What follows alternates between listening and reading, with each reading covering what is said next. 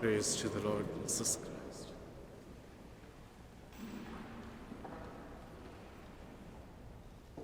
Well done, my good and faithful servant. Since you were faithful in small matters, I will give you great responsibilities. Dear brothers and sisters in Christ Jesus, the story is told about an elderly woman who died while her soul was on a journey. He saw two portals which were near each other. One portal had the markings of the heaven and the other had hell. The elderly woman chose the heavenly portal, of course. When she was about to enter the heavenly portal, she was asked by an angel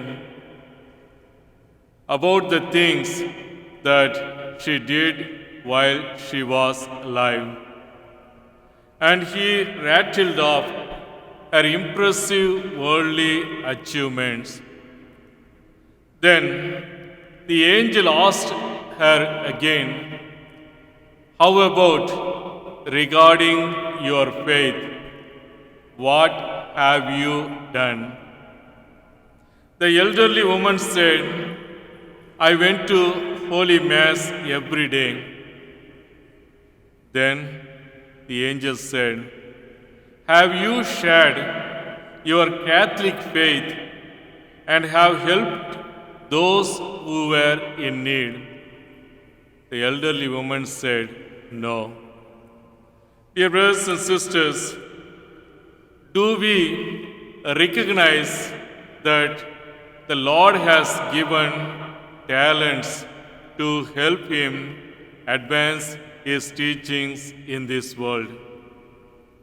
Many of us not aware of it because we are busy investing our God-given talents for this world alone.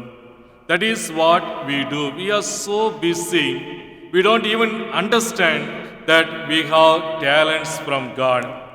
But truth we behold. We are mandated by God to use whatever talents that we have, not for this world alone. The Lord mandates us also to use our talents to grow and propagate our faith. Whether we like it or not, our day of reckoning will eventually come. There, God will ask us this question to each one of us: "What have you done to the talent that I had given you?" He would ask this question to each one of us. "I have given you a lot of talents. What have you done with those talents? Did you properly use it to help those who were in need? Did you use it to advance my teaching?" Some of us will answer in the affirmative.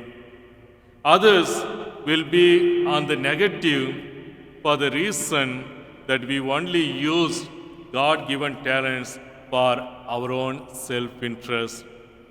To earn a living, fulfill a lifelong ambition to go online and get busy with Facebook and so forth.